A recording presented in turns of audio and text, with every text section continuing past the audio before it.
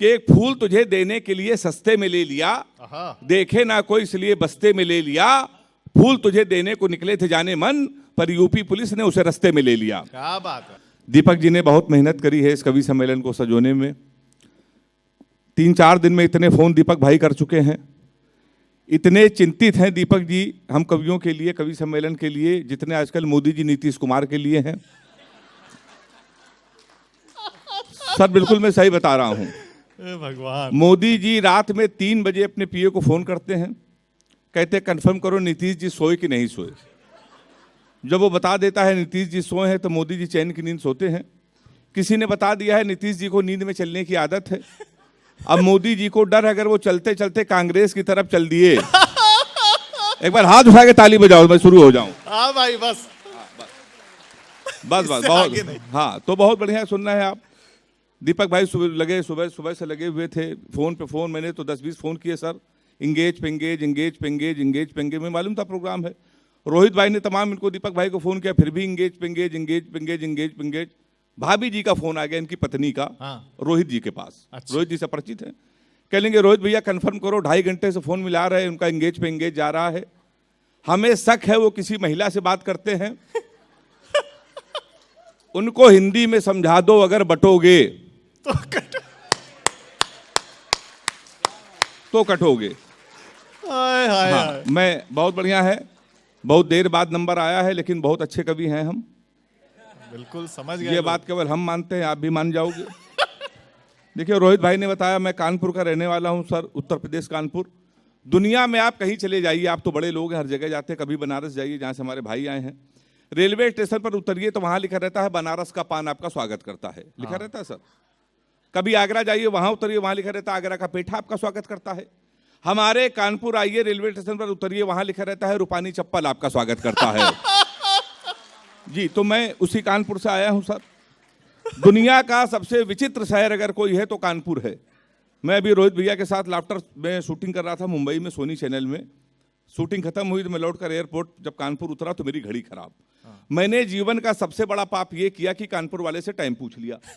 हमने कहा भैया टाइम क्या हो रहा है, तो हमसे कहने लगा ऐसा गुरु तुरंत यहां से निकल लो, टाइम बहुत खराब है। हमारे मुंह बिल्कुल मत लगना, नहीं तो तुम्हारा टाइम भी खराब हो जाएगा। तो हमने कहा भाई टाइम ना बता दो, ये बता दो तेरा मूड क्यों खराब है। अब उसका जवाब सुनिएगा और ताली बजा, हमें तुम्हारा मूड क्यों खराब है। तो उसने कहा भाई साहब एक लड़की इसको हमने इतना कहा कि बड़ी कमजोर है, कुछ खाया कर, वो हमारा 50,000 रुपए खा गई। तुम हमारे मुंह लगे हुए हो, हमारे मुंह बिल्कुल मत लगना, बहुत भरे बैठे हैं। तो हमने ऐसा क्या हुआ, कहीं हुआ कुछ नहीं भाई साहब, एक लड़की के चक्कर में 5 साल से लगे थे। हम समझते थे हमसे प्यार करते हैं, मुझसे प्यार करते हैं। हम उसको दुनिया की सबसे मर्यादित, सबसे संस्कारित लड़की समझते थे। तो इसमें हुआ क्या, कहने का हुआ कुछ नहीं, हमारा नगर निगम का चुनाव चल रहा, उसको मिल गई है पार्षद की टिकट। पूरे शहर में होल्डिंग लगी है, युवा दिलों की धड़कन पुष्पा पाल। तुम हमारे मुंह लगे हुए हो। लोग तो नारा लगा रहे हैं, मोहर मारो तान के पुष्पा को पहचान के। कहने का लड़का कान में नारा लगा रहा था, लैया बड़ी करारी है, पुष्पा पाल हमारी है। भाई जिंदाबाद है। तो सर मैं उसी उत्तर प्रदेश से आया हूँ। बड़े अद्भुत लोग हैं, देखिए भाभी जी भी ताली बजा रही हैं। सर आप तो बहुत हैंडसम लग रहे हैं, रोहित भैया ने बता ही दिया है। महिलाएं बैठी हुई हैं, वो भी ताली बजा रही हैं। महिलाएं कवि सम्मेलनों में कम आती हैं, पर आपके कवि सम्मेलन में आई हैं। जितने भी पति अपनी पत्नियों को कवि सम्मेलन में लेके आते हैं, मैं उनको सैल्यूट करता हूँ। इनको सर कवि सम्मेलन में लेके आइए, चारों धाम की यात्राएं कराइए। इनके साथ कभी शॉपिंग मत करना, जीवन भर रोएंगे मैं रो रहा हूँ। 3 दिन पहले हमारी पत्नी एक बड़े शॉपिंग मॉल में लेके कहने लगी रोज इस चैनल में, उस चैनल में, इस कवि सम्मेलन में, उस कवि से तुम्हें कुछ कपड़े दिला लाएं। तो हमने कहा दिला लो। उसने दुकान वाले को बोला, उसने भैया कुछ कपड़े दिखाओ, 10-12 शर्ट वो लेके आया। हमारी पत्नी ने हमसे पूछा नीली वाली शर्ट कैसी है। जितने भी पुरुष हैं अपने सीने में हाथ रख के कसम खाएं, चाहे जितने बड़े अधिकारी हो गए, चाहे रोहित भैया ऐसे बड़े कवि हो जाएं, आपकी पत्नी अगर आपसे कोई चीज पूछ ले कैसी है, आपको डर के मारे कहना पड़ेगा अच्छी है, हाँ में हाँ मिलानी पड़ेगी। हमारी पत्नी ने हमसे पूछा नीली वाली शर्ट कैसी है, हमने कहा नीली वाली अच्छी है।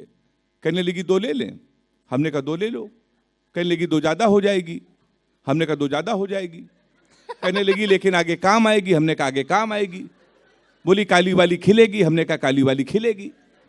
बोली नीली वाली सबसे अच्छी, हमने कहा नीली वाली सबसे अच्छी है। बोली गुलाबी वाली पहन लोगे तो हीरो लगोगे। हमने गुलाबी वाली पहनेंगे तो हीरो लगेंगे। बोले जमेगी पीली वाली, हमने कहा पीली वाली जमेगी। बोली सबसे बढ़िया हरी वाली, हमने कहा हरी वाली बहुत अच्छी। पूरी हरी वाली पसंद, हमने पसंद। उसने भैया हरी वाली शर्ट पसंद, पैक कर दो। हरी वाली शर्ट पैक करा के आए। पहली धुलाई में हरी वाली ने कलर छोड़ दिया। बेलन लेके हमारे पास आई, कहने लगी मैं 3 घंटे से कह रही थी लाल वाली ले लो। तो सर हाँ, ये होता रहता हम लोग साथ बहुत अच्छा है। और रोहित भाई सही बता रहे थे, अगर पत्नियों से झूठ ना बोलो तो घर में खाना नसीब नहीं है। हिंदुस्तान का कोई भी ऐसा पति नहीं है जो अपनी पत्नियों से झूठ ना बोलता हो। पर मैं आपकी जानकारी के लिए बता दूं, केवल राजा हरिश्चंद्र ऐसे थे जिन्होंने अपनी पत्नी से कभी झूठ नहीं बोला, क्योंकि उनकी पत्नी ने 3 बातें कभी नहीं पूछी। मैं कैसी लग रही हूं, फोन किसका था, कहां से आ रहे हो। आपसे भी नहीं पूछी जाएंगी, आप भी नहीं झूठ बोलोगे। तो एक बार तालियां जोरदार आप बजा बहुत दीजिए। अच्छा भाई, शानदार। तो सर मैं ईडी सर भी देखे ताली बजा रहे, मैं उसी उत्तर प्रदेश का रहने वाला हूँ। सर बड़ा अद्भुत है, कभी हमारे कानपुर आप आइएगा। हमारे एक दो पेट में दर्द हुआ, कानपुर के डॉक्टर के पास चले गए। हमने एक डॉक्टर साहब पेट में दर्द है, कुछ दवाई लिख दो। डॉक्टर साहब ने सर 3-4 दवाई लिखी। 1 घंटे बाद हम डॉक्टर के पास गए। हमने कहा डॉक्टर साहब जो 4 दवाई लिखी है, 3 दवाई तो मिल रही, चौथी वाली दवाई क्यों नहीं मिल रही। डॉक्टर कानपुर का कहने लगा पांडे चौथी वाली दवा नहीं थी, हमारे पिन की रिफिल खत्म हो गई थी। हम चला के देख रहे थे चलेगी कि नहीं चलेगी। तो हमने कहा डॉक्टर साहब तुम्हारे चक्कर में पूरे कानपुर का परिक्रमा हो गया। अब वहां के मेडिकल स्टोर वाले और बड़े वाले, एक कहने लगा पांडे आज ये दवा खत्म है, को तो कल मंगा दें। हाय हाय हाय, एक कहने लगा कहो तो इसका सब्स्टिट्यूट दे दें। वाह, जो तीसरे वाले ने कहा अगर वो कानपुर वाला ही कह सकता तो ताली बजाना। तीसरे वाले का पांडे कोरोना की दवा है, कोरोना दोबारा आएगा तब दवा हम मंगा देंगे। वाह, जिंदाबाद। तो सर मैं उसी उत्तर प्रदेश कानपुर का रहने वाला हूँ। समय की अपनी एक सीमा है। पल्लवी जी बैठी हैं, अभी उनका नंबर भी आएगा तो प्यार मोहब्बत की बातें आपसे करेंगी, श्रृंगार की कविताएं सुनाएंगी। मुझसे बिल्कुल आशा मत रखिए। मैंने भाभी जी कभी प्यार नहीं किया है, एक भी प्रेमिका नहीं है। पर ऐसा नहीं प्रेमिकाएं नहीं थी, 15 प्रेमिकाएं थी। अरे बाप रे, नहीं थी मेरी, जब उत्तर प्रदेश में योगी जी की सरकार नहीं थी तब। जिस दिन योगी जी सीएम बने हमने सबसे राखी बंधवा लिया, क्योंकि उत्तर प्रदेश में आधार कार्ड देख देख के लठ चलाए जा रहे हैं। तो रोहित भाई ने हमसे पूछा प्यार मोहब्बत पे दूर क्यों रहे, तो मैंने इनको 4 लाइन सुने, आपको भी सुना रहे हैं कि एक फूल तुझे देने के लिए सस्ते में ले लिया, देखे ना कोई इसलिए बस्ते में ले लिया।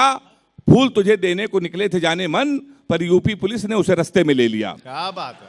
तो सर मैं प्यार मोहब्बत से बहुत दूर रहता हूँ। तमाम कारण हैं क्यों दूर रहता हूँ। किसी लड़की को गौर से देख लो, कहेंगी देखो कैसे कुत्ते की तरह देख रहा है, ना देखो तो कहेंगी कुत्ता देख भी नहीं रहा है।